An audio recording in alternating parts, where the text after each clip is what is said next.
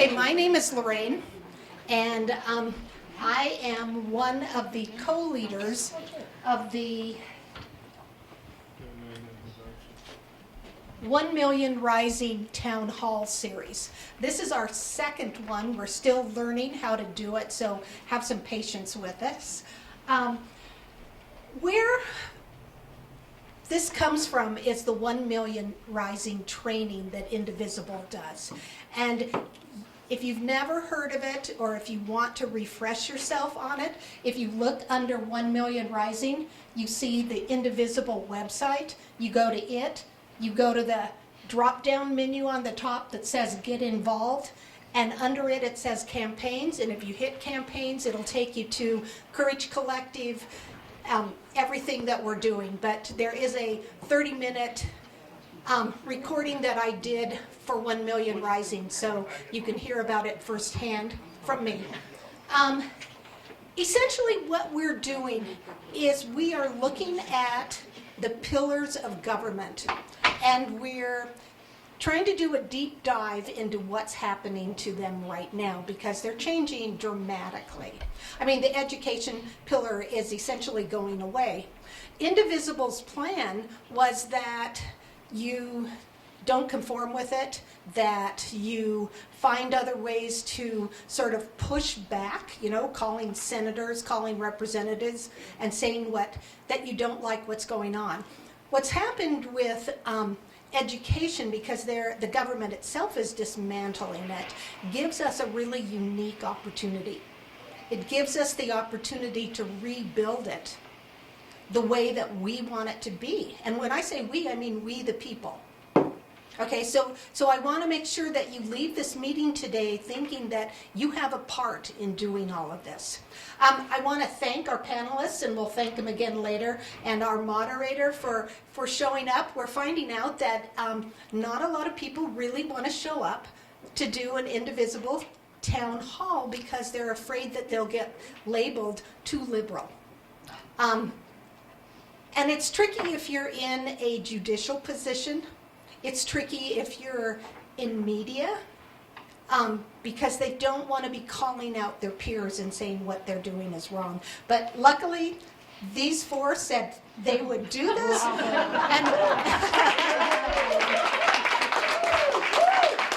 Okay, I'm running over my time. So I'm going to tell you, I chose education. I really wanted to put this one together. And I chose it because I have been involved in education in two different ways for a huge number of years. My kids are turning, one's 40 and the other one's 36, and I've been educating them since birth, but they went through preschool, so Grace is here. They went through the public school system here in Missoula, so Micah is here, and they both had special needs. So Brendan, you're here for a reason. What we don't have that they needed was they also went through the gifted ed program. So kids need a lot when they're going to school. I also was a teacher, and I taught preschool ed, I taught elementary, and my last job after I left teaching and became a social worker was I taught parenting and adverse childhood experiences to adults so that they understood what was at stake with their parenting. I taught at the jail, I taught at the pre-release, I taught some prosecutors, I taught some law enforcement families. So I've really I used to joke and say cops to cons is what I've worked with. But education is important, and what I've realized is that you should never stop learning, and you should never stop teaching what you're learning. So with that, I'm going to introduce our moderator. And we are really honored to have Denise Juneau moderating today's panel on national education issues. Denise is a lifelong educator and public servant whose journey from the classroom to statewide and national leadership has been guided by a deep commitment to students and communities. Her experience across every level of education system brings both credibility and heart to this conversation, and we're grateful to have her leading us today. Now, I found something in the Charcuster News that she didn't put in her little resume, and apparently Denise was just sworn in as Associate Justice for the Court of Appeals for the Confederated Salish and Kootenai tribes. So congratulations. It's just part of my little resume. Thanks everybody for being here tonight. And it's great to see this room. There's Nico Cave, there's all kinds of things going on in Missoula where there's things a night you could choose from. So thank you for choosing to be here with us. The only time I've actually been in this room is when there's been a big rummage sale, so it looks a little different tonight. And thanks to Indivisible Missoula for hosting these community conversations, super important. And thanks again for all of you being here tonight. Education is one of those few topics where everyone has experience because everyone's been a student. So we have a room full of experts here tonight and a panel of educators to help us sort through it. We're here tonight to talk about the state of education, both nationally and here in Montana. We'll touch on what educators are seeing in classrooms today, the challenges they're navigating, and what the opportunities are that lie ahead. But before we get into those policies and issues, I want the audience to get a flavor of who our panelists are, and so it's going to ask a really quick 4 times fast. Quick question. Who was one teacher or what was one experience that shaped how you think about education today? All right. Well, the person I chose, if I didn't put this person, I probably wouldn't be invited to Thanksgiving dinner. So I want to recognize Maureen Martin Brown. She worked at MCPS for 43.25 years. I'll say it again, 43.25 years. Thank you. Serving as a special education teacher. Although I did not spend time in her classroom as a student, I spent a lot of time observing, supporting the students that she was working with. Maureen embodied what it means to be both compassionate and firm. She led with empathy and was always seeking to understand the individual needs of her students. Beyond the classroom, she was a devoted mother to 3 children who were deeply involved in sports, music, and other activities. Her days were full of supporting students with unique needs, and then coming home and pouring the same energy into her family. And I can tell you right now, her son gave her a run for her money. Her work as both an educator and mother shaped me in profound ways. I just want to say thanks to Maureen for being an exceptional teacher and an extraordinary mother. I need to stand when I talk. I'm sorry. I hope that doesn't mess with the camera. Hi, Micah Hill, Superintendent from Missoula County Public Schools, and a teacher that impacted me. The first thing you know is I was not a great student on many respects, but when I became an administrator after a short career of teaching, I went into administration, and one day I got a note from my math teacher in high school, Sue Moore. And again, not a great student, but Sue challenged me in a lot of ways. I was in geometry, and she would always have like this kind of teaser question or a question that you could answer for extra credit. And one of the questions she asked was, why are manhole covers round? And we didn't have to have the answer, right? And she didn't want a mathematical formula. She just wanted to know why. And I had a hard time articulating the why, writing it down. And so what I did is I got a doody-doo. Does anybody know what a doody-doo is? It's the cardboard roll inside a paper towel or toilet paper, and you hold it up to your mouth and you go, doo-doo. That's a doody-doo. So I had a doody-doo, and I cut out a round circle. And in construction paper, and what I demonstrated is no matter how you turn a manhole cover, it will never fall into the hole. That's why manhole covers are round. She sent me a note 20 years after I was in her class saying that she had kept that. And yeah, she was a special teacher for me and someone who saw potential for someone who couldn't necessarily articulate why, but could demonstrate why.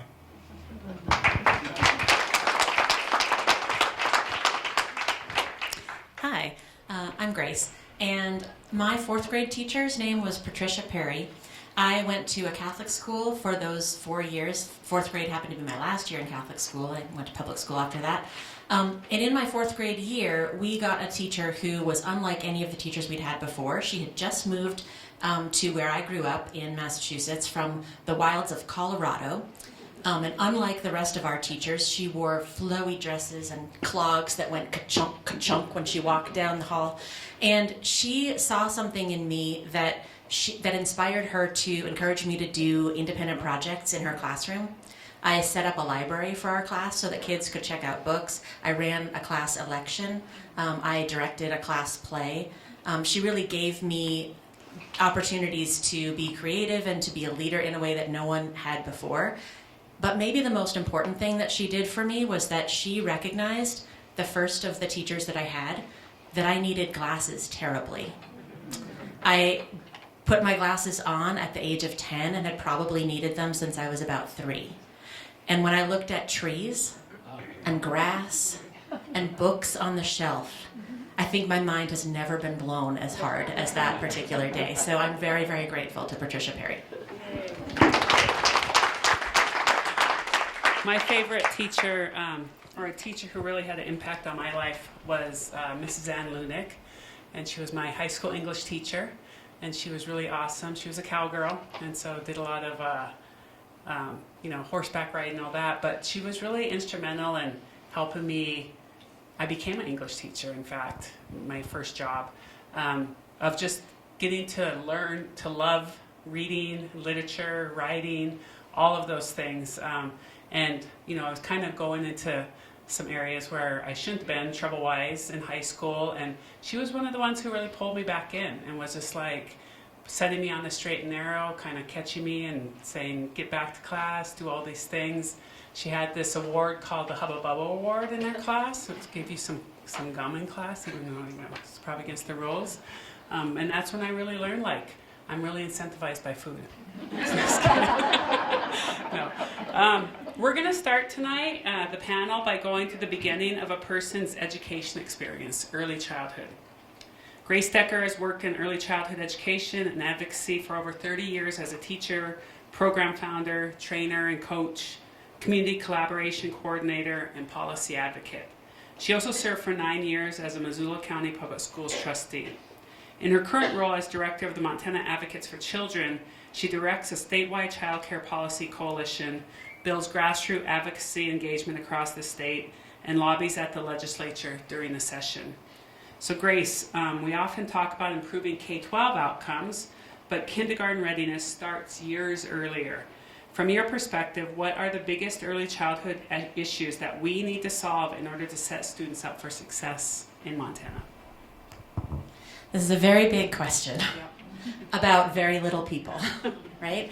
I'm so grateful that this event is starting at the beginning, because those early years, those critical years from birth until children show up at school, are often overlooked, but are perhaps the most important, right? Children don't pop out of an egg the day that they show up at the doorstep of our public schools. In fact, brain development happens more quickly between birth and 5 than at any other point in our lives. And by the time children show up at school, many of their capacities for things like language and executive function, that's the thing that makes it so if you're bored right now, you don't show me that, right? All of those things are actually well in hand by the time children show up at school, or they aren't. Because what happens in those early years has an outsized impact for the rest of a child's life. Positive experiences with responsive, caregiving adults, those have an outsized impact, and so do traumatic and stressful experiences in those years. We know what children need. They need a responsive caregiver who's attuned to their needs and provides back and forth interaction with them. The amazing thing is that we make it so dang hard for adults to provide that simple thing for children in our lives. We make it hard for parents. In fact, the Surgeon General has declared parental stress a national health crisis. We also make it hard for the people where children spend a significant portion of their days. Children spend a great deal of their time with caregivers and educators other than their parents as well. And those are some of the least paid people in our entire society. In fact, folks who work with children birth to 5 earn wages lower than we pay dishwashers, dog walkers, and car parkers, right? Wages have stagnated at like $12 to $13 an hour in that profession, which means turnover is rampant. And remember what I said about quality relationships and that back and forth interaction? Those things don't happen as well when there's turnover in those years. Care work generally, which is what early childhood work is unsupported in our society, largely because it is done by women, immigrant women, Black and brown women, right? In our society, care work is devalued, and as a result, there's uneven quality and high turnover in that field. So the biggest issue in those early years is that we need to support the people who care for children. That means parents and it means professionals. Because when we don't, we know that children have disparate early experiences. People with resources make sure their children get the best. Folks without resources are left with what they can find. And we know childcare is incredibly expensive, even if you can find it in the first place, right? Parents struggle to pay for care, and there's simply not enough of it. So as a society in the US, we pay about $500 a year nationally per child for children under the age of 3. Compare that to $14,000 for most wealthy countries like ours. And then at the very top end, some of our Scandinavian countries are spending $28,000 and $29,000 per child. That's on things like paid leave, so that families can stay home to care for their own children without sacrificing their careers. And it's for things like early care and education. Am I at my time? Am I close? Thank you. Okay, I'm going to stop there for now. I could go on. She's used to 3-minute. She's used to 3-minute answers because of the legislature. So. Now we'll move into the largest chunk of time in a person's educational experience, pre-K through 12th grade graduation. Here to talk about that is Micah Hill, the MCPS superintendent, one of the big 8 school districts in Montana. Micah earned a bachelor's degree in English education at Montana State University. Go Cats. And went on to earn his master's in educational leadership and superintendent's endorsement from the University of Montana. Go Grizz. Micah is nearing 3 decades of service as a teacher and school administrator in Montana and has been a superintendent for the last 6 years and currently serves as superintendent of MCPS. Micah most appreciates the meaningful relationships he develops with colleagues, families, and students through his role as an educational leader. He is passionate about innovative education and partnering with the broader community to support student opportunities for growth and success. Throughout his career, he has especially valued relating to students coming from diverse or non-traditional backgrounds. Micah, yours is also a very large question. At both state and national levels, we're seeing growing teacher shortages, curriculum becoming politicized, and increasing pressure on public school funding. How are those trends showing up here in Missoula, and what should this community be paying the closest attention to right now? 30 minutes? Set my timer. Watch Candace. All right. Yeah, teacher shortages. And, interestingly enough, in the audience tonight, my son is here who's a teacher. Yep, Simon. Also, Scott Shook, our union president for our Missoula Education Association. So thank you, Scott, for being here. And thank you for anyone who's been a teacher. You are our most critical asset. When we talk about teacher shortages, we are not talking about some abstract policy debate. We are talking about a crisis. We are losing teachers faster than we're replacing them. Our universities are not pumping out teachers to the degree that they used to. And we have to ask ourselves why. What are the reasons? And when there's a classroom that doesn't have a special education teacher, that's someone really missing out on opportunity. That's a problem for us. Why? When you're in a state like Montana and you're more concerned about what you say and how you say it in a classroom than just being able to teach, that's an impossible position for a teacher to be in. We have to give 48 hours notice if we're going to mention the word penis. If we're teaching about puberty, if we're teaching sex education, if we're teaching anything that has to do with human sexuality, I've got to give 48 hours notice to a parent. When we're creating laws nationally and at the state level that make people not want to be in our profession, that's a problem for us. I just got the 30-second sign, and I've only touched on topic 1. politics in our education system and classroom is so difficult. When people are trying to, what I describe as a manufactured crisis about what's going on in our classrooms instead of actually coming into our classrooms and seeing what our teachers are doing and the amazing work that they do. The last topic is budget, and talked a lot about budget today. We're facing budget shortfalls. The system is designed to make it difficult for schools to get the resources that they need, to pay the teachers so that they want to be there, to make sure that we have all of the supplies, curriculum, just the basic necessities, to keep the lights on, to pay our insurance bills, all the things that people don't realize go into what makes schools tick. I'm going to stop there, but I could go on.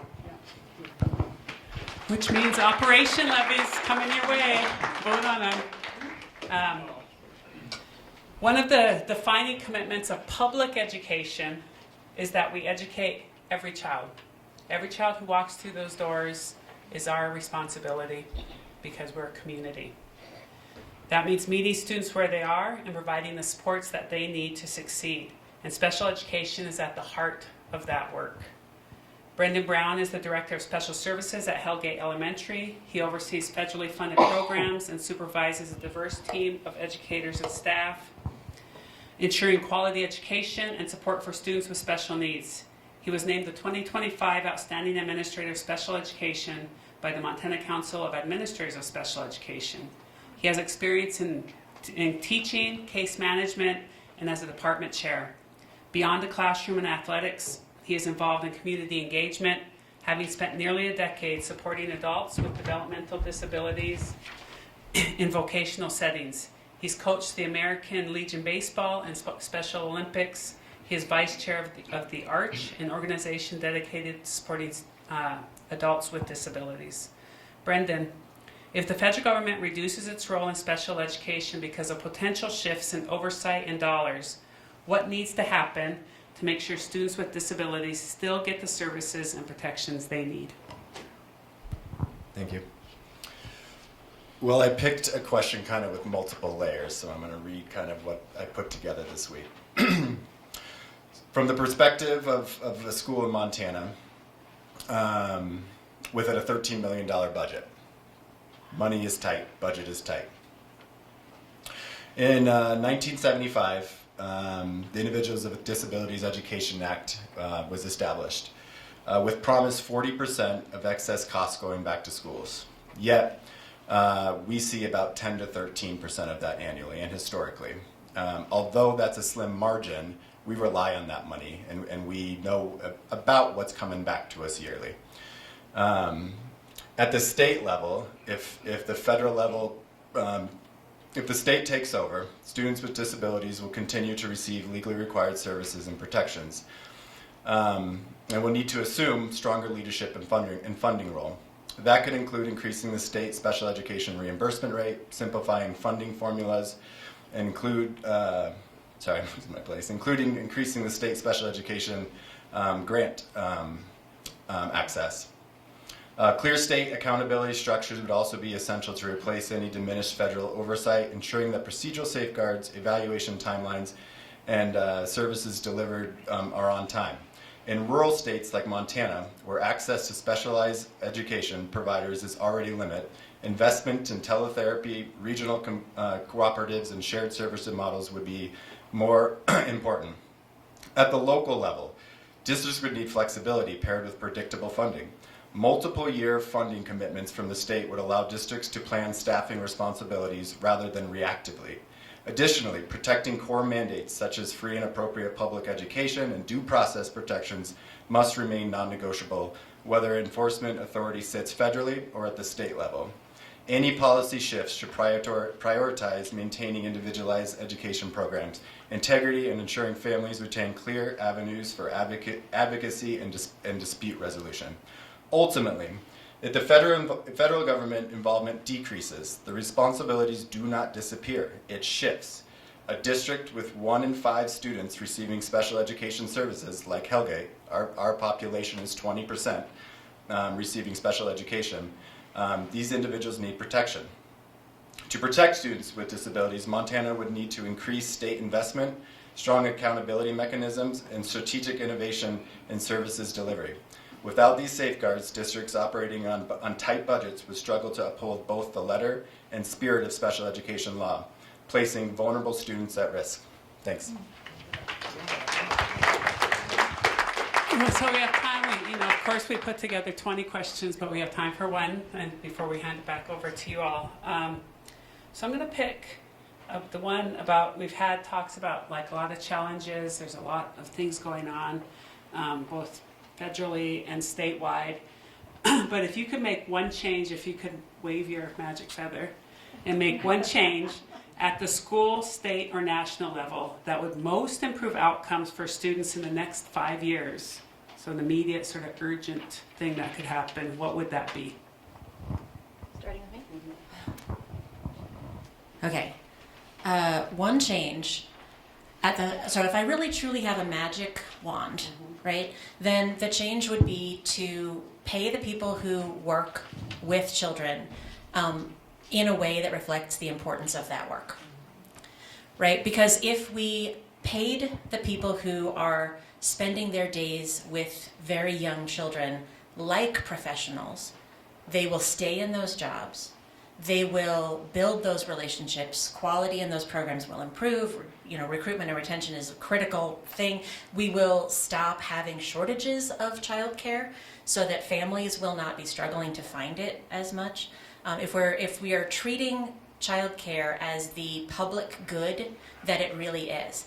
The challenge about that is that childcare in the United States is really viewed as a private matter, right? A private matter left to families, even though we know and we say that childcare is infrastructure, right? Childcare is a critical component of family life. Almost 70% of all children under the age of 6 have all the adults in their lives in the workforce. So somebody's taking care of those kids, right? And childcare then is serving a dual purpose. It is education, because young children are learning every moment of every single day, so where they are matters. And it is a critical function for our societies and for families who need 2 earners often to be able to make it in a place like Missoula or pretty much anywhere anymore. So when we don't have enough of it and it's not good enough quality, then we don't get the outcomes that we need to see in children. I want to say that the idea of paying people what they deserve for that work goes hand in hand with making it universally accessible to families. And there are some models around the country right now that are really, really exciting. New Mexico became the first state to offer childcare free at the point of service to all families who desire it. San Francisco, as a municipality, is recently started to make childcare available for free for families earning less than $230,000. And in New York City, of course, the new mayor has implemented what he's calling a 2K program, which has been, he's moving from sort of a 3K, which is like early preschool, that's in conjunction with the public schools often, and then 2K is a publicly funded program for even younger children. Now, they're not getting on the school bus and going to public schools. And what he is doing is finding a way to partner with those private providers of childcare who are providing quality services that are appropriate for those very young children. So we have to look at childcare as a public good, treat it as a public good, because it is. And when we don't, we all suffer.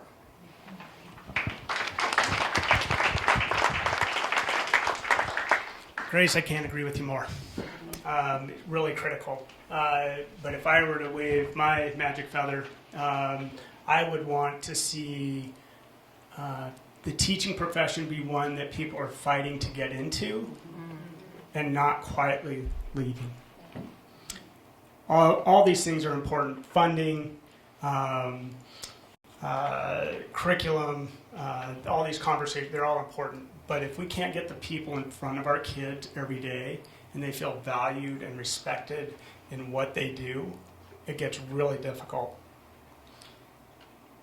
There has to be honest conversations that start locally, at the state level, and at the federal level. if a teacher in Montana in Missoula County Public Schools with a master's degree and 15 years of experience makes less than the starting teacher 3 hours from here, what choices are we giving them? We're telling them, quietly go. You can't eat the greenery in Montana and live. Well, maybe you can. It's Missoula. But I think you understand what I'm saying. We need to pass our local levies. We have a funding system that is fatally flawed, and it requires us to come back year after year after year to say, we need these local levies.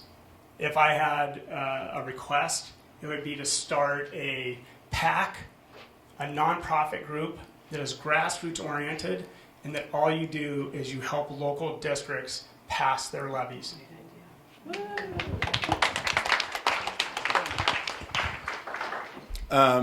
Full and or adequate funding for special education. I want to give you an example that if a related service provider, speech, OT, PT, if one of those individuals today got sick and could not finish out the remainder of the year, there isn't a replacement that we would find. There's not a handful of therapists out there looking for positions. They've been snagged up. The next option is you contract or you go through teletherapy. To go through teletherapy today, it's $85 an hour. And I'm not knocking that's what those people deserve. They're highly educated individuals. The problem is the school's not equipped to fund that. To contract with a speech therapist is over $100 an hour. When you run the numbers, that's $80,000 from now to the end of the year, June 11th at Hellgate, that the school would have to pay for. Schools are not in positions, specifically small schools, to pay that kind of funding. If we have multiple people go down in the school or need breaks or have babies, the schools are not in positions to replace those individuals with highly educated and certified individuals.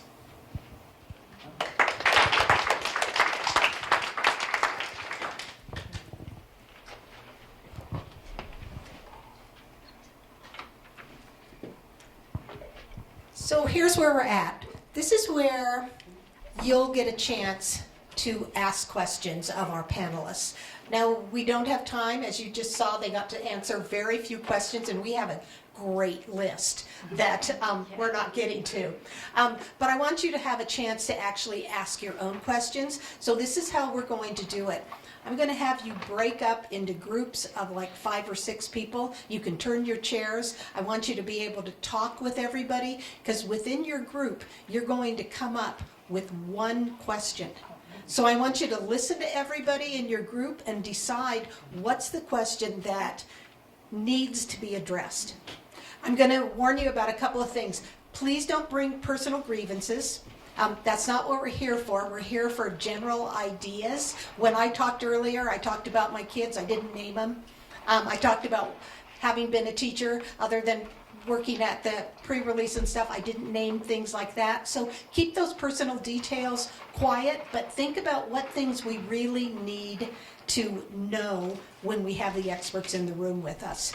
One thing I would ask is that everybody's respectful of everyone else who's speaking, and that we listen, and if too many people have the same question that they want to ask, try to have a second question that you can fill in with.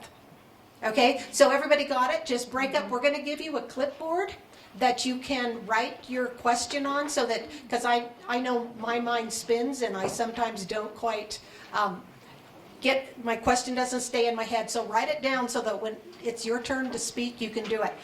There are public restrooms, I forgot to tell you this, down this hallway. So if you need a bathroom break, go ahead and do it. All right, thanks. Okay, Candace is going to be walking around the room. Raise your hand if you have a question, and she'll give you the mic to ask it. We're going to start with this side of the room, and then we're going to start with this side of the room, and then I'll go to that side of the room, so every group has an opportunity to ask a question. Hi there. Thank you all for your time tonight. We were wondering, what is the impact of charter schools on the general population of kids who need to be educated? Okay, I'm going to try and make this brief because it could be a complicated answer, but in Montana, they allow for public charter schools. Missoula County Public Schools has two. One is an online academy for students 9 through 12. The other and that's called Connect, and the other one is Teach. Teach is a school that has a focus on arts integration. The great thing about public charter schools is we are publicly funded with taxpayer dollars. They are under the control of the local school board. They have all the same requirements for testing and achievement and accreditation and all the things that I have to do for any of the other schools. So we were excited to start that and pioneer that for our community. I know that sometimes charter school is a bad word, and I believe it is in the wrong context.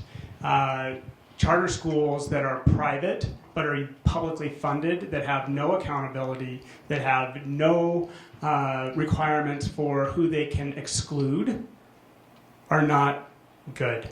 And what we're seeing across the nation in states like Arizona is it is costing taxpayers billions of dollars because they are giving these vouchers to people who already had their kids in private school that could afford to, and they're subsidizing it. So it's costing taxpayers a lot of money. And the other thing it's doing is it is pulling all of these wonderful students out of the public schools, and the ones who are left are who? Those who can't.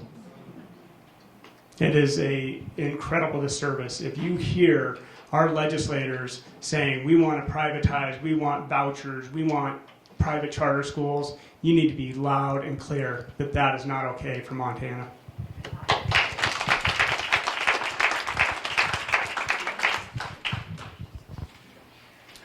Well, that was a really good question. It was one of ours.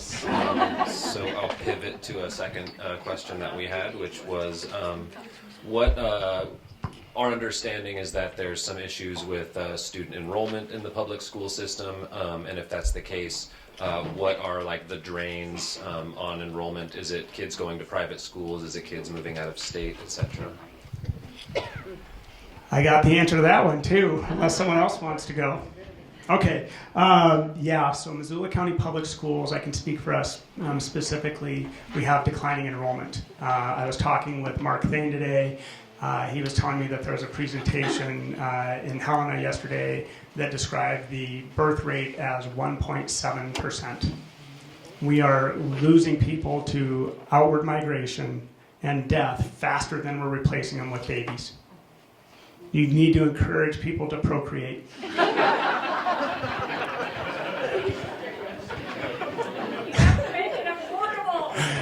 That's right. You got to have childcare.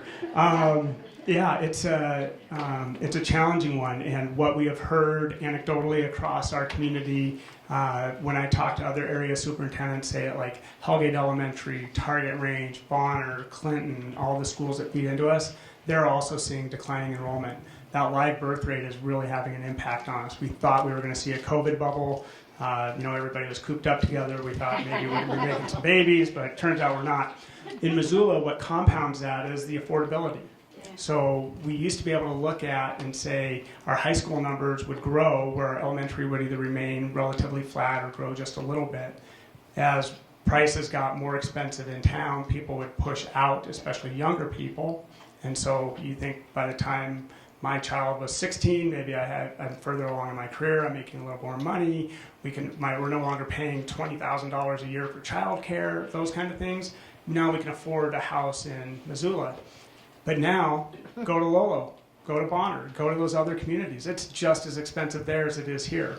And so we're pushing people out where they can't afford it. The homeschool population for Missoula County has not grown.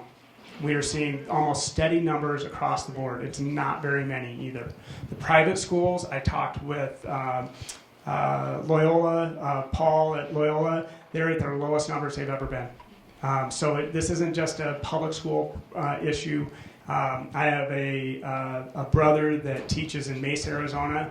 They have 4,000 fewer students in Arizona in that one district from one year to the next. So we're continuing to see that, and what that means when we see declining enrollments is we have to reduce. And so we're talking right now about how many teachers are we going to be reducing from our classrooms, because the number of kids that you have directly impacts the budget that you get. Mike, real fast, how are schools funded? How are schools funded? From the state. From the state. Yep. So the schools are funded in a very complex formula. But if you were going to boil it down really basically, the state says 20 years ago there's a lawsuit. There wasn't equity in school funding. And they said, fine, we are going to fund a basic education. They didn't really define what basic was, but basically it's reading, writing, arithmetic. And we're only going to give you 80% of that cost. If you want anything else, if you want art, if you want music, if you want activities, if you want a VOAG program, if you want an automotive program, if you want anything else, you have to go to your community and they have to vote for it. We have communities in our state where people will not vote for it. They operate at 80% of the maximum budget that they're allowed to. Yeah. We are very fortunate in Missoula, and thank you for anyone who has ever voted for our levies, because we've passed them. We're very fortunate in that respect. I've been in other communities where that is not the case. All right. I'll just hang on to the microphone here. Next question.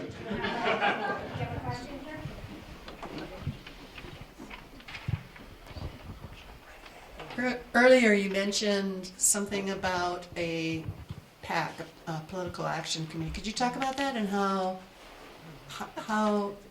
they get started? Not that I want to start one, but I think it's a really good idea. You got a target on your back. Okay, I'm going to be honest. I don't know how to start a PAC, but I have an idea.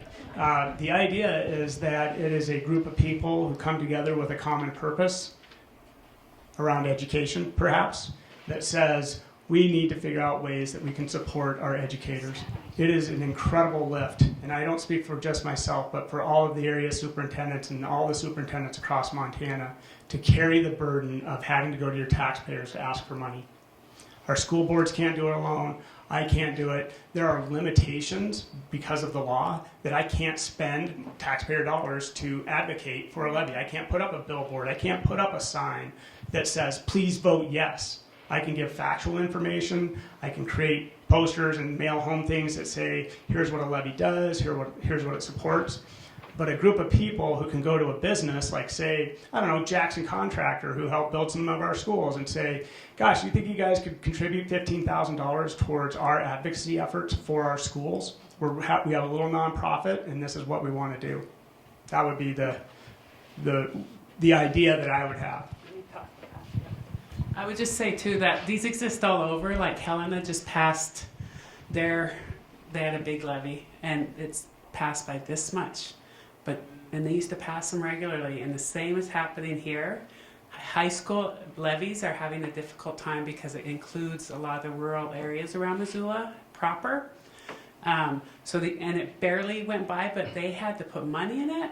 They had to run a campaign. I know who the campaign manager is. She's really good.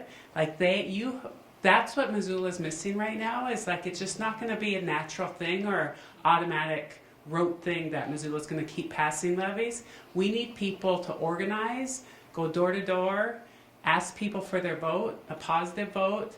Otherwise, it's not going to happen. And then we're back in that boat where Mike is talking about at 80% of our budget, which then means cut programs and cut staff. So somebody has to do something. Okay, we'll save that for the end. That's a good one.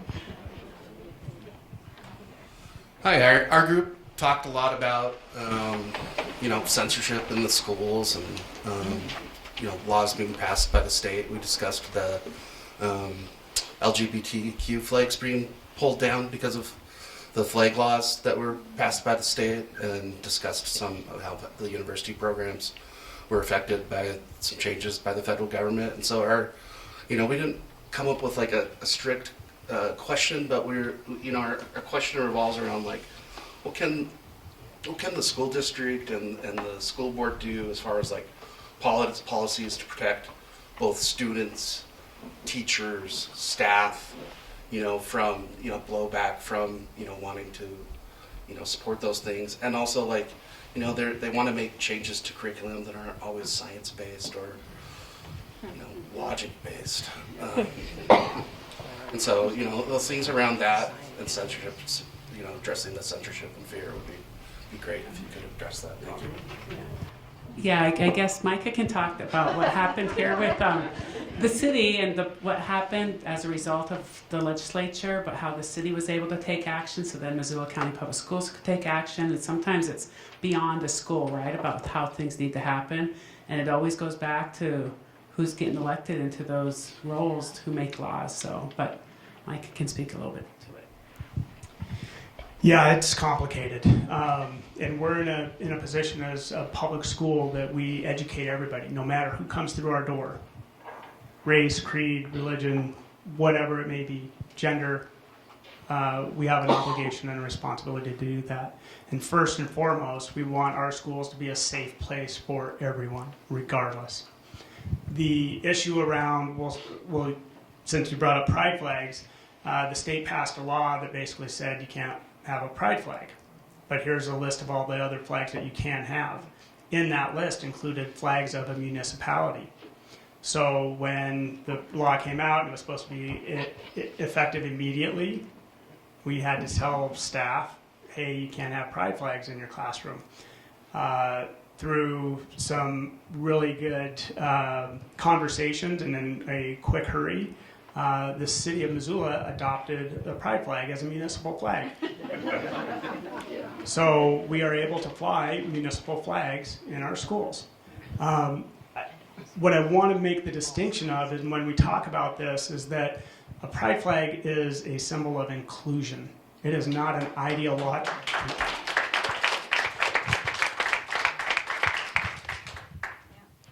It's not about ideology. Every day we have to show up for kids who are house insecure, food insecure, mental health insecure, physical health insecure. We have to do it all. We put a lot on our educators. And yeah, I'm going to stop. Yeah, go ahead. So I'm going to add one thing to all of that, which is you wouldn't think that those kinds of efforts around DEI and all that stuff would impact early childhood programs, but actually Head Start, which serves our low-income children in this community and in many across the country, it's been in existence specifically as an anti-poverty measure to try to make sure that all kids start school with an even start. Head Start programs across the country were given a list of 147 words they were not allowed to use in their grant applications, which included words like African American, women, right? And the list went on and on and on. The ACLU actually took on the case and also took on the case against some of the ridiculous funding freezes and slashing that were happening to Head Start. And fortunately, there is an injunction now on that particular requirement that they can't use those particular words.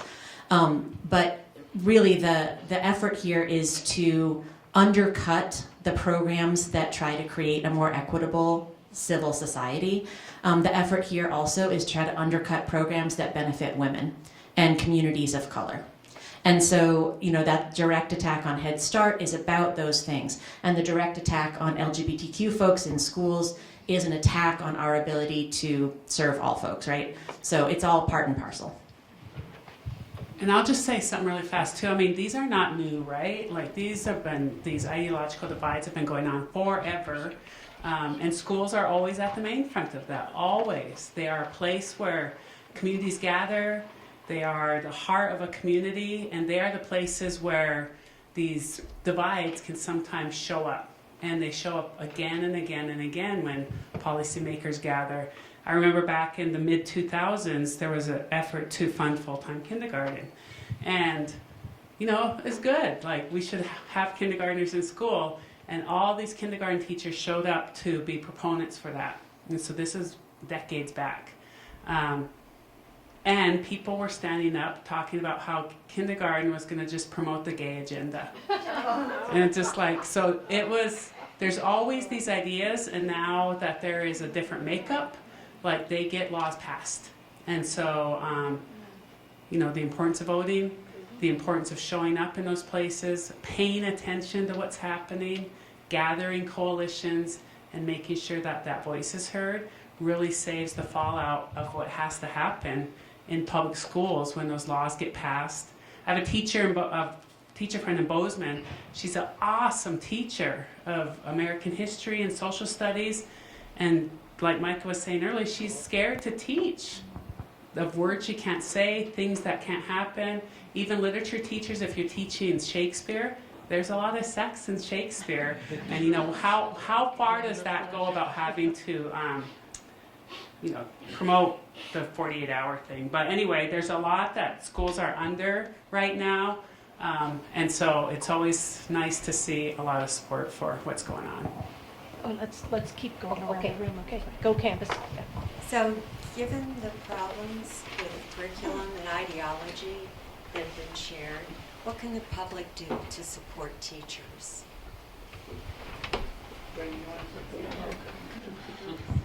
What can you do to support teachers? Pick a random day, not just Teacher Appreciation Week. Go to a school, drop off a bag of chocolate, and just say thank you. We love you. That's one thing. I think that from a really big picture standpoint, the legislative session in Montana happens every 2 years. And that's when our legislators typically hear from us, is during that 90-day window. I think, and Connie, correct me if I'm wrong, but they need to hear from people more often. And again, like I can go to Connie and say, Connie, we need to do something about funding for ELL, English Language Learner students. We have a lot of them in our schools. And she says, I'm going to write a piece of legislation, and then it just gets. You did, and I was so proud, and it was the effort.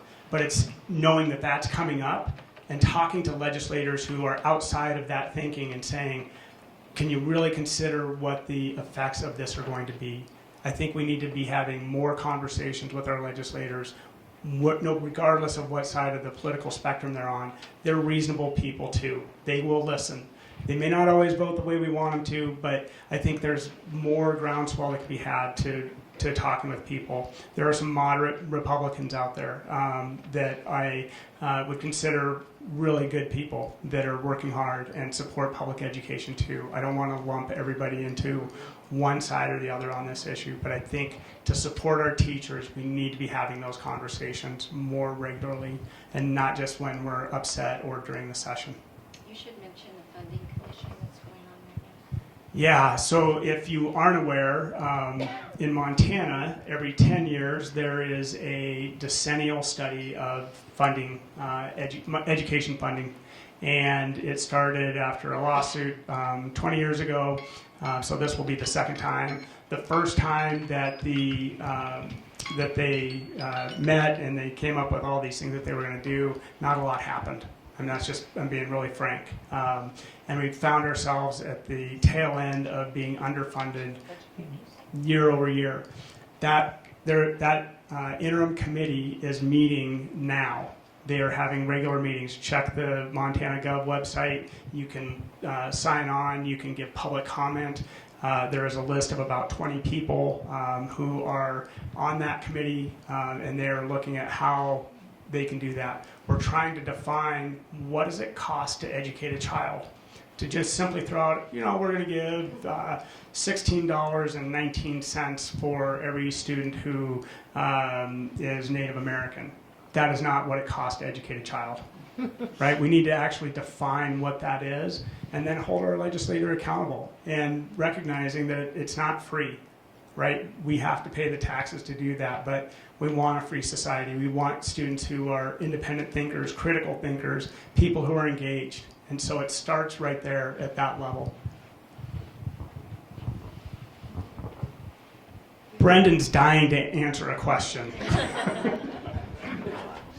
And I think just going off of what Micah just said, I think that's where adequate funding comes back in. At Hellgate, I think one student equates to about $7,500. We have students with disabilities there that cost the school district $60,000 a year. So it just doesn't, the math doesn't math. right? You gotta have people that are part of those commissions or part of those groups that understand that kids are not equal, and to get adequate services and adequate education for some kids, it costs money. And so I just think, there needs to be people that are aware of the financial obligation that some kids cost, and they deserve that money and those sort of resources. Thank you all for being here. Great discussion. We had a pretty robust conversation on a number of topics in our group, and I think boiling it down to a lot of what the last question kind of segued into the 2027 legislative session, thinking about like priorities in your minds to be advocating for, and then also priorities to be defending against, like maybe separate from funding even. Are there hot topics that we should be thinking about and advocating for and also defending against? Okay, I'll go quickly because this is like literally my job now. So it was my first session last time, and so I'm not getting ready this time. So in the childcare world, we know that there's the big goal, right? Someday universal childcare that folks can afford. But Montana is light years from that currently, and so we're taking some baby steps. The policies that the coalition I work with are prioritizing are a bill that actually made it all the way to the governor's desk the last time around, and then he vetoed it. We can all say, ooh, it was really sad. That was a bill that would make it so that if you work in childcare, you get help to pay for your own childcare for your own children, which is an incredible way to retain people in that work. And so that bill we're going to try to get that going again. We're also going to try to come up with a bill that will support programs that care for infants and toddlers specifically. Because while early childhood educators love the brand new early literacy classrooms that public schools are opening, when a child care program loses its 4-year-olds, it cannot survive. Because you have to have more adults per child when you're dealing with babies. And so without the 4-year-olds in your program, we now are making our infant toddler care much more unstable and fragile in the state. So we're looking for a bump in the rate that programs receive for caring for infants and toddlers. And those are the two most important. As far as defending, we are going to defend against attempts to loosen regulations on child care programs. We're going to try to protect against attempts to remove vaccination requirements in child care programs. We're going to try to protect against increasing the ratios of how many kids per adult. And we know that those things are going to come at us.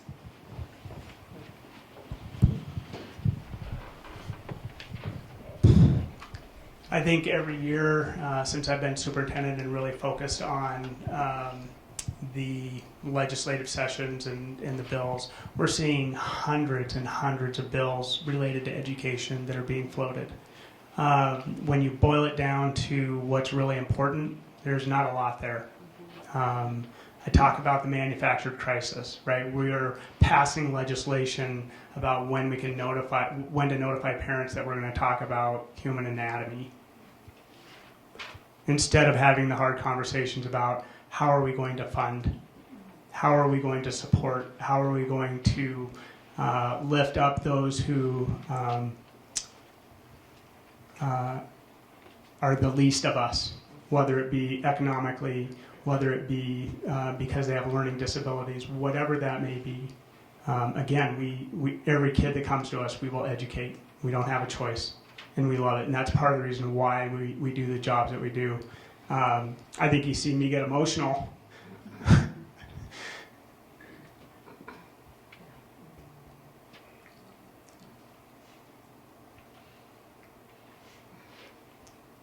This is where someone's supposed to like punch me. Denise, you can do it. Because it's so, like, this is what we do, it's our lifeblood.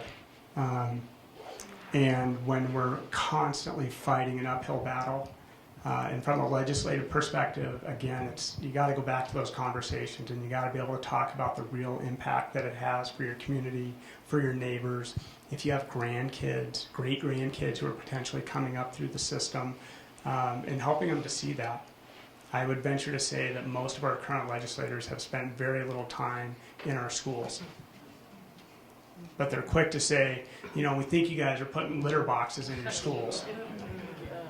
right? I mean, some of this is just crap. I use stronger language, but I don't know everybody in the audience. So, but I mean, that's part of the challenge. And so when we look at things like funding, that's going to be a huge issue. The fact that we're in the decennial study, we need to start talking to lawmakers about how are you going to do this? And how are you going to make sure that it's equitable? People don't realize this, but the way that the funding formula works for Montana is that we actually subsidize education. You guys probably remember the 95 mills, the debate that you see on that. In 2023, for every $10 that you sent to the state for public education, we got back 50 cents because we are subsidizing other communities that don't have as large a tax base. And so these are the issues that legislators are wrestling with, is how do we do this? How do we make it equitable when you have senators who represent a county with 300 people and a county with 120,000 people? They each get one vote. Those are the real challenges. I think buoying people who are advocates for public education and legislators and letting them know that they make a difference and that their voice matters and that their vote counts, I think is another really critical piece. It's about some of those relationships. So. I think for me, mental health services, I think people don't want to talk about COVID anymore and the effects it had on kids, but it certainly had significant effects. I think right now accreditation says there's supposed to be one counselor per 500 kids in the state of Montana. Nationally, it's recommended 1 out of 250, and that needs to change. There's been a lot of violence in the news this year. With Charlie Kirk, what's going on in Minnesota, what's going on across the seas. And if you don't think kids are watching and listening to their parents and how they react, you're wrong. We have a threat assessment team. Every school district is obligated to have one of these, and we have done more threat assessments this year than we have in the last 3 years collectively. Kids are saying and doing things and being exposed to things, and there's an impact. There's a assessment for children called the ACEs assessment. It looks at childhood trauma. It looks at specific points you can get if you had a childhood fire in the house, if your family's divorced, if there's alcohol or drugs. The higher points a kid can score, statistically, the higher chance they're going to be on antidepressants the rest of their life. COVID is an ACEs point. So we are seeing an increase of kids with anxiety, depression, and right now the school's trying to respond reactively, and I'd love to see some legislation put in place to be proactive. I was going to say a couple things. There's it's all a web, right? Like everything leads to another issue. And so school funding, that's all the legislature should do, is give schools money. They have elected local boards who can decide with their superintendent how it should be spent so that it meets any community's needs. This community looks different from another community. You have an elected board that does it. The legislature has an obligation constitutionally to fund quality education, and they need to do that. Anything else is just noise. The governor stood up in a meeting the other day and talked about how the only thing standing between what we currently have and freedom for education and how he determines that to be is nonpartisan courts and the Supreme Court. And so there is a ballot initiative to enshrine in our Constitution nonpartisan courts, which is super important because as soon as you get Republicans or Democrats dumping money into Supreme Court races, you're going to get not a great outcome. So pay attention to that. Pay attention to the Supreme Court, because right now the Montana Supreme Court is the only backstop for a lot of the bad things that are happening at the state legislature. But when you see school funding come forward, those are the bills that you should support. Okay, Candace, go. I guess this follows after what Brendan was talking about in terms of funding for behavioral supports in schools. I'm aware from some school staff that the cutbacks in Medicaid, there's an anticipation of that's going to suck a lot of services out of the school that exist now under that. And I'm wondering, is there any effort at local or state level to make up for that money being sucked out of the system? As far as making up for that money, no. You're trying to navigate where that money can come from. And unfortunately, Medicaid, I want to say it was $5 billion were cut by the president currently. But as far as mental health services, there are organizations in the community right now that are supporting. Partnership Health is in our school right now, providing Tier 2 behavior supports. We also use Yellowstone Boys and Girls for Tier 3 supports. We use the Crisis Mobile Unit for what we call Tier 3 plus supports. So the surrounding Missoula community has really come together to help support the schools. But the schools are not paying for those services. We collaborate with them. As far as Medicaid, when I first started in the school district, that money was used for the right purposes. It was used for, it was used on the kids that we were receiving that money from. If we needed a wheelchair, we had those monies.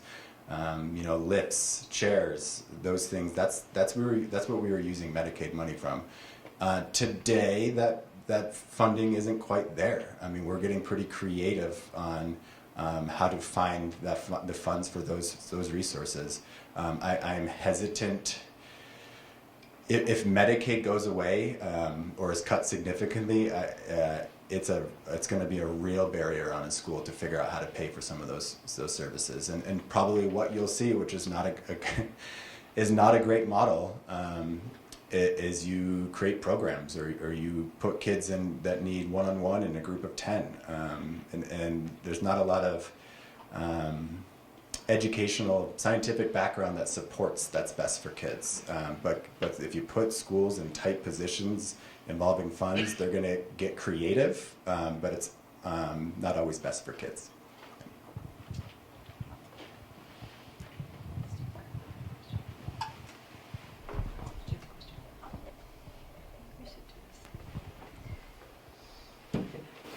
I think we were talking about solutions for getting people interested in childcare and teaching, that maybe some kind of mentorship with high school students and daycare kids. I don't know. Yeah. So I will say that there actually is, there's something in the state that's called an apprenticeship program where kids can earn while they learn. They're working with an experienced child care provider to sort of bring them along, and they are working toward a credential that's called the Child Development Associate, which is a national credential for entry-level work in child care. The challenge with that is that apprenticeship program it pays a small amount to the mentor and also to the person who's going through it. And there's been like a 2-year ramp up in the state to try to get that program off the ground. There's a full-time person who's developing it. There's lots of partnerships and so on. And that program is going to bring up 30 people this year. So that's like kind of depressing to me. And there's actually no guarantee of even that small amount of funding sort of continuing long term. And I will also say that getting that child development associate or an associate's degree or a bachelor's degree, which many people who work in childcare have, and in fact many directors even have advanced degrees and advanced training and have worked in the field for 20 years, 30 years, right? There's no guarantee that you're going to make more than 14, 15, 16. I mean, there's no pay scale that folks are coming into. And so the reality is that we can, like, there's no pipeline if people are just kind of pouring out the other end of it into the lake. And right now, there's really no reason financially for people to stay in childcare. And we're incredibly lucky that dedicated, passionate people do, right? But really, I got into this not because I wanted to be an advocate for like higher wages. I was a teacher, I was a director, I started a school, I care about like quality programs for kids. And the problem is that we're never going to have that for children equitably until we figure out the pay thing.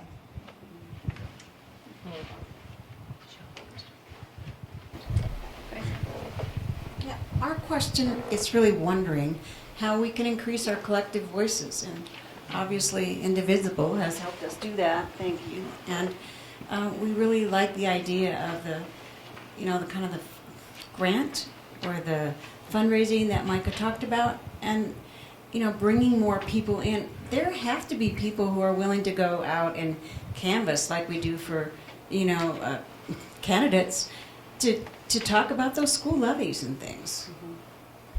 Lorraine, that sounds like a segue for you. Actually, this sounds like our last question that we had for the panel. There you go. That's a great question. Great question. Okay. If the success of Missoula's schools, our nation's schools, over the next 5 years depends not just on educators, but on families, voters, and community members, what are the most meaningful ways people in this room can get involved on a local and national level? And what difference would that actually make for students? So here's what's going to happen. They're going to answer this question briefly. And then you're going to break back up into your groups, and you're going to take the information they gave you plus the ideas that you have in your own head, and you're going to talk about this. And I'll tell you more about that after they answer, but be thinking about how this impacts you. I'll go first. All right. I think I probably already said it, and it starts with you. And that can maybe feel like a heavy lift, but it doesn't take a lot. It takes a few conversations. Go talk to teachers. Go talk to administrators. Talk to parents. Find out what their issues are with schools, and find out and offer solutions. And part of that solution is advocacy. It starts with voting for school levies. It starts with voting for school board members. It starts with wanting to be a school board member. Denise, how much are you getting paid right now? Yeah, it is. In a lot of ways, it's a thankless job. They get paid in cookies. Yeah, they get. Yeah. Remember my earlier statement about teaching motivation? They get saddled with really hard decisions and really challenging situations, and they come to our board meetings, and they do it every couple of weeks, and they are asking themselves, is what we are doing in the best interest of kids? And is it in the best interest of our staff that we're trying to serve with limited funding, with limited resources, and with laws that are being passed that are dictating policy, that's taking control away from our school boards and putting it in the hands of legislators? We're a local control state. We should be a local control board. And when you take away funding, and when you're not giving the board control anymore. I go back to that grassroots advocacy. Find a collective group of people who are willing to have those conversations. I know there's some people in this room that I've had conversations with that would love to have those conversations. Right, Erica? Yeah, there are people, there are organizations. There's a group called MOFI, Montanans Organized for Education, that are out there. But anything you can do in that regard. I just wrote down 4 words, which would be attend, serve, advocate, and vote. Nice. I would just say, please don't think of childcare as a niche issue, right? Please don't think of childcare as something that only impacts the people who happen to have young people right in this moment. Because I will tell you that they would be the most powerful constituency. They would give the AARP a run for its money if that group could get organized. But let me tell you, they are at their most broke and stressed and learning a whole new role in life. And asking those parents to advocate is kind of a tall order. And we need to wrap around those young families so that they are getting what they need. So really my ask for you is that when education comes up, remember it doesn't start when they turn 5. And bring childcare into that room and into that conversation so that we're thinking about that whole span. I'm going to just bounce off what everybody else said. I think the most important thing you can do is vote. Because who sits in those seats matter. We've seen it happen over and over again. It's campaign season. People are coming to your doors.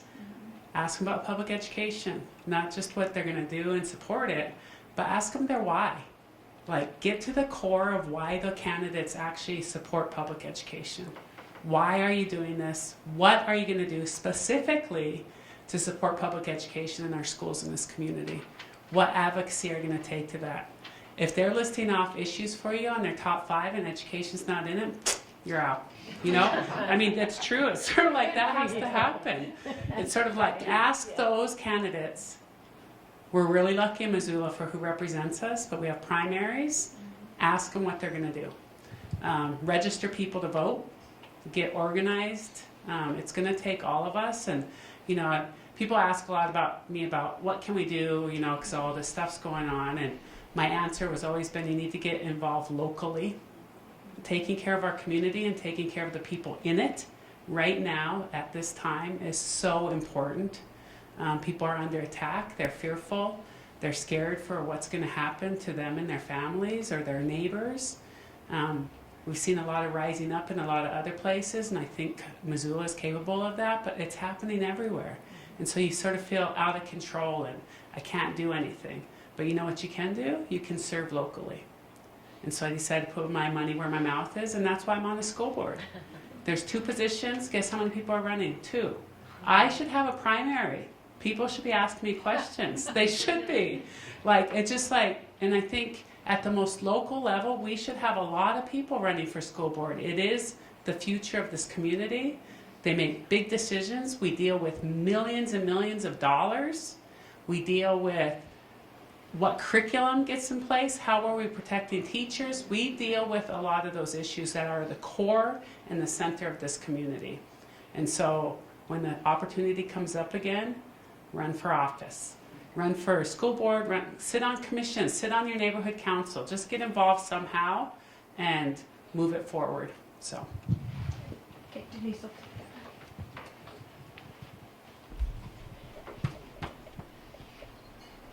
Okay, so now we're going to talk about something called Courage Collective, and this is an Indivisible plan for how we deal with things. One of the things they say is that, you know, you have to be brave. If we're going to change things, you have to be really, really brave. Coming to this meeting tonight is bravery. It's certainly bravery on the part of those 4 right there. Because anytime you come before a group of people and speak up about how you feel about things, how you think about things, that has an impact and that scares people. Okay, so what I'm asking you now is to get back in your groups. I want you to brainstorm ideas from what they just said to you. I want you to just go crazy. I mean, this says go crazy. I'm going to show you one thing right before I do this because I told this woman I would show this little film. I want you to think outside the box. I don't want you to forget about PACs because PACs are really important. And I think we could do something with this in this room tonight. We could come up with some brainstorming about that, but I also want to hear your ideas. So I want to show you how this woman approached education from a creative standpoint, and she showed this little film at last fall's Fall of Freedom.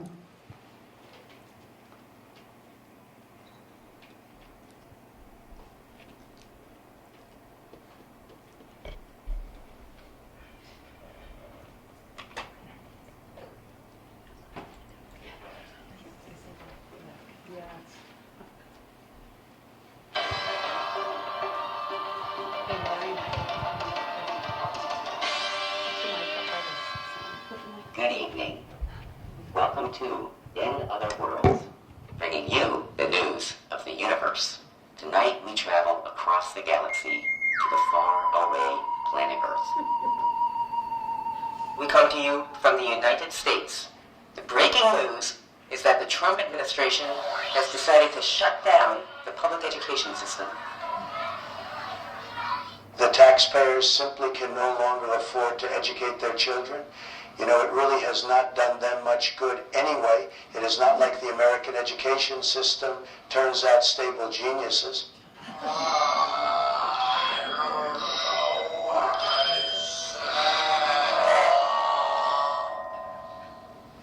In other news, towns all over America are seeing mass protests. But what do they want? They want to make Elon Musk the world's first trillionaire. When do they want it? Now. They want it now. So in essence, they need to choose between their children and Elon Musk. Yes, that's right. Well, I can certainly see how that would not be an easy decision to make. And that is our news for this evening. Thank you for joining us. So you don't have to make a 3-minute film. Holly Schroeder did, though, because it was something that she could do, because that's her skill that she has. She did it quickly. It was all things that it was free stock on the internet, and she put together this. But she has a point in this. And what it is that we have the money. We have the money in this country to fully fund education. I mean, and childcare. Yeah, because I consider childcare education. I've never met an early childcare provider that wasn't teaching. So your job is to talk about in your little groups, what can you do? And keep those ideas flowing, because maybe there is something really creative you can do that would help with things and bring people's attention to education. But go to it. You have 10 minutes to talk, and then we'll share some ideas. Okay, I'm going to bring you back now so you can share what you've come up with. Teachers. Yeah. Chocolate is great stress relief. Candace? Sorry you didn't know that.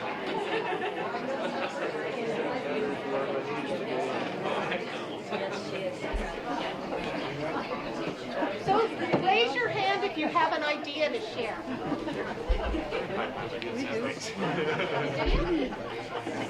Oops, okay, I don't have to yell.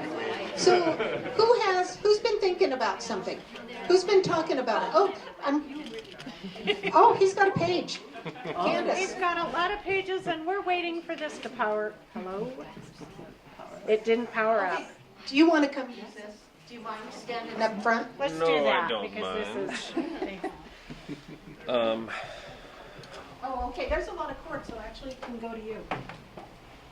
Let's see. How many should I just pick one? You've got more than. Give us Well, the ideas are so diverse that Okay. I can't really tie them all Go for together. One thing we talked about is advocating for more state support around like student loan forgiveness or incentives for people to pursue education in education. And then another point, a much smaller thing, is like on the point of like kind of those small gestures to show appreciation for teachers and make them feel supported, is showing up for events and school board meetings and things like that in times of peace, and not only in response to some absurd controversy. Letting people get positive feedback as opposed to just letting them know when you're upset could be really helpful, I think, for teacher morale and things like that.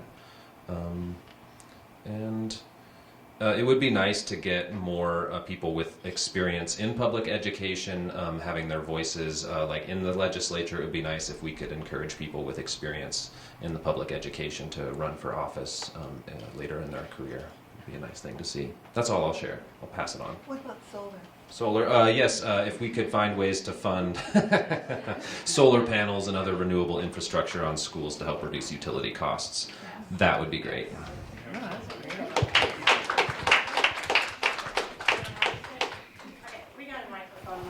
Okay.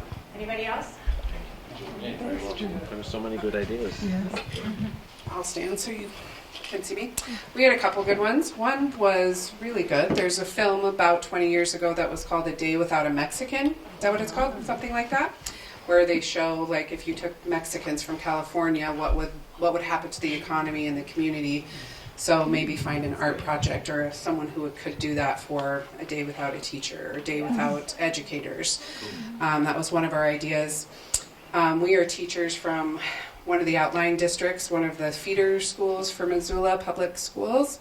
So we, I think, have our own selfish kind of thought that, you know, we work in a school on the outskirts of town. It's a very different vibe than what MCPS has. It's much, much more difficult to even have any of these conversations. And our parents are I would say severely undereducated in these topics. So I think it would be really cool to have these kind of meetings with our outlying school districts. Our kids come here for high school. We pay taxes for Missoula, but our families don't speak this lingo. And our teachers certainly feel somewhat abandoned, I think, and struggle, and also get paid a fraction of what MCPS teachers make, which is even not enough here. So I think, yeah, bringing this conversation to our outlying districts where a lot of your families reside would be important as well.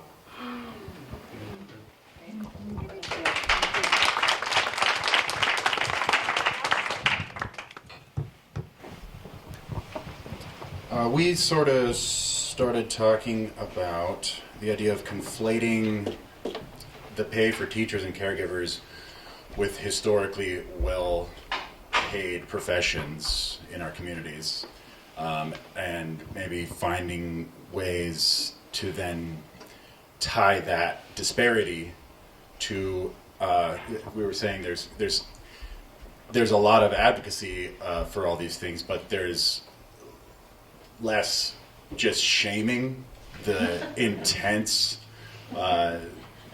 discrepancy that there is between the way these foundations of our society are paid and other professions that are obviously important, but it's just clearly a bonkers situation. So, and then from that we started talking about, you know, so you could maybe get posters up in offices, in doctors' offices or lawyers' offices that say, my teacher has to work all summer in order to survive and work a second job and do all these things, and I get paid well. And it's kind of calling attention to, like, some people already have this and they're looking out for folks who need to get enumerated better.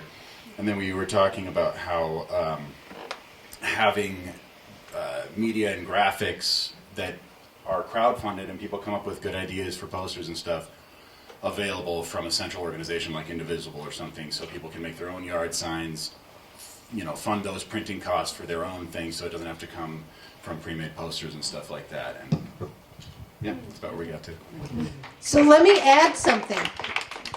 If you put together a Courage Collective and you actually organize it and register it with Indivisible, the national organization, you can apply for a $1,000 grant. So your plan right there, if you get together a group of people and actually form one, you can apply to the national organization for the money to make those posters. So keep this in mind. I also want to point out the quote that's up there, because we get a lot of questions, people coming up to us and saying, how can we get involved? What can we do? I'm just, you know, we have rallies, yes. That's organizing. To mobilize is putting something into action. And it takes all of us to do that. So that is a part of the Courage Collective as well. This is a quote I have on my emails because it does help me to remind that I am working on a problem that I fear. But if I am doing something, even no matter how slow it is, I'm making progress. So that's the other piece that is so important about these Courage Collectives. Anybody else have a...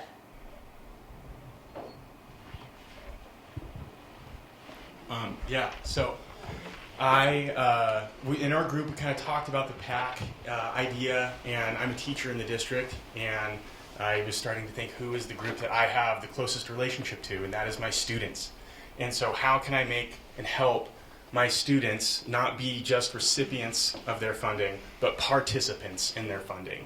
And so how through PACs like the one that they have in Kalispell that was successful in passing a levy, student body governments got involved, they went door to door, they knocked on doors, and that helped raise success for students. I know that the student body government at Hellgate High School where I teach is really passionate about being involved in the community. I don't know if any of you have gone to a GOAT game. But they're passionate, and I think that is something that I can do as an educator, and that your support of educators helps us channel our energy into those systems, so that way the largest population of people that we have, the 10,000 students inside of MCPS, get to be a part of how they are funded.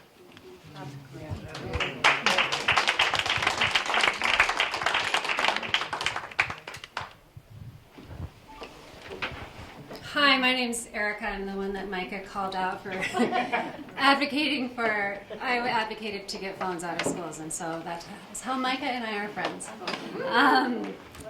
So last year I started a program.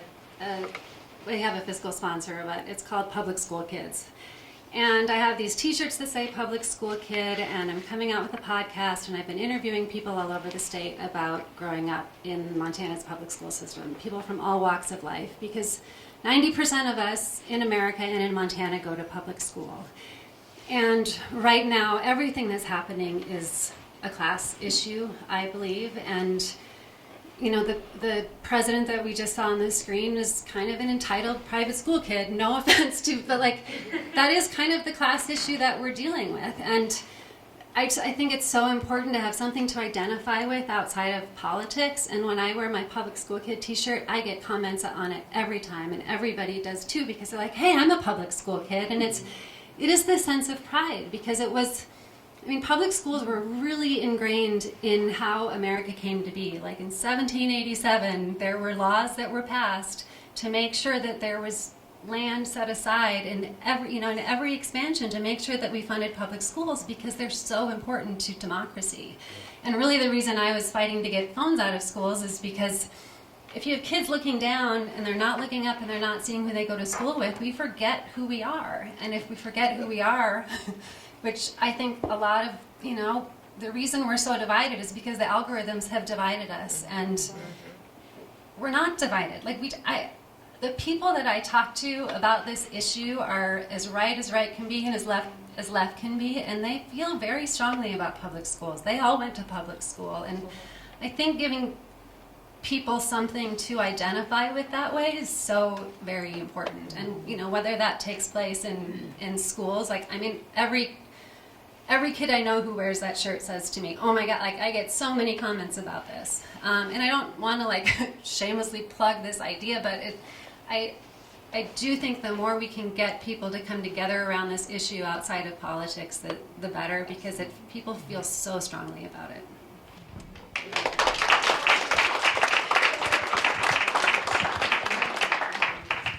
Anyone else?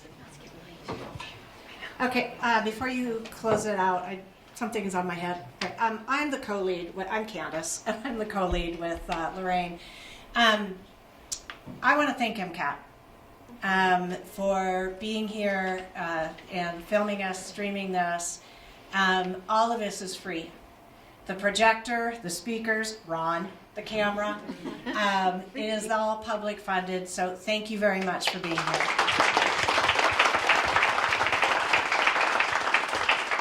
Okay, so I'm hoping that the people working on the PAC idea wrote down their names so that you can keep working on it. Because I think it's a tremendous idea. I think it's something we have to do. Your t-shirt idea, that's phenomenal. And we can, I am happy to donate those t-shirts to do what, I do have some roles, but let's just use them for whatever. Yeah. So I'm hoping that we come together. This is a community effort. Public schools are for community. And so I'm hoping, whether you have grandkids, whether you're like me and you don't, and you probably never will, stay really interested. Well, you know, it's not happening. But it doesn't matter because they're still all of our kids. Okay, when we see those kids on the street, when we see them in the park, when we see them on the school playgrounds, those are our kids. Okay, your kids in the rural districts, they're our kids too. Okay, so just keep that in mind, and we have to keep working for our kids. So I thank you. I hope you signed a sign-in sheet. If you did, there's still room. Joe has them.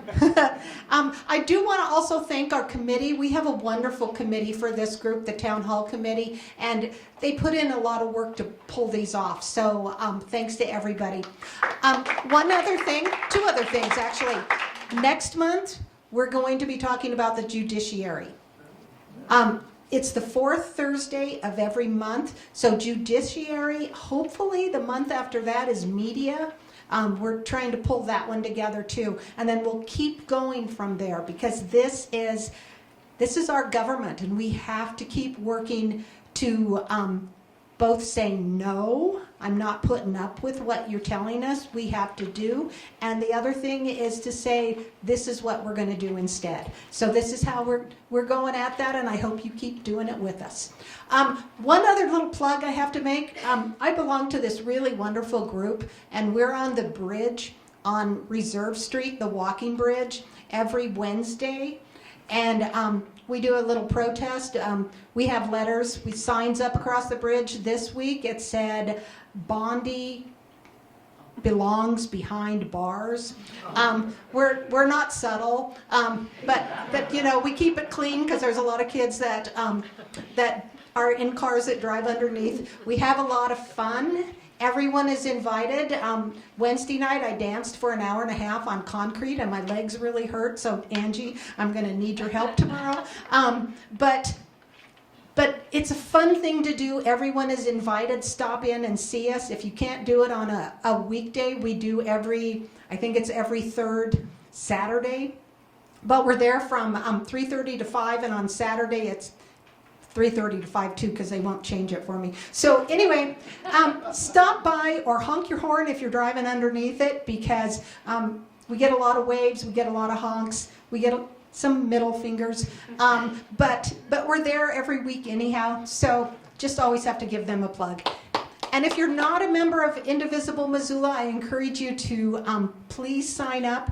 Martha, did you want to say something? Yeah, next Wednesday at Free Cycles, there's a kind of an intro to Indivisible Missoula if you want to get involved at 5 to 6:30.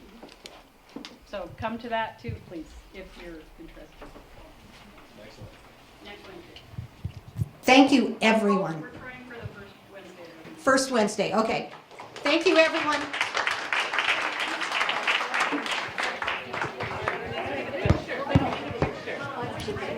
Hey, thank you to the panel and to our moderator.